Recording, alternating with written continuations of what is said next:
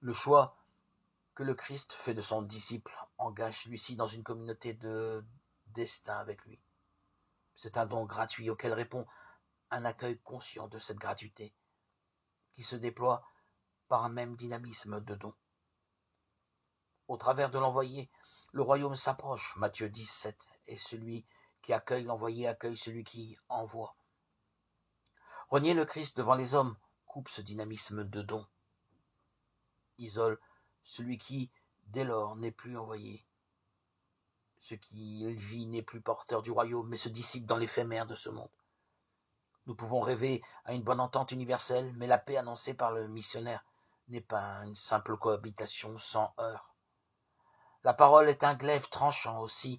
Se déclarer pour le Christ n'est pas sans susciter l'épreuve qui vérifie la qualité du lien. Ce qui n'est pas éprouvé ne peut être attesté. Ainsi, notre attachement au Christ nous provoque-t-il dans nos relations, même les liens familiaux peuvent basculer en opposition douloureuse.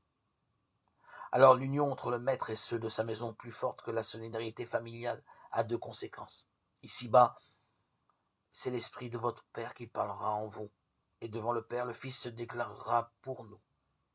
Une telle union parfaite, dès l'origine du côté du maître, et en chemin du côté du disciple, elle porte la mission, mais elle en est aussi le fruit. Tout événement, même l'infidélité dont on se répand, est opportunité pour que cette union se fortifie.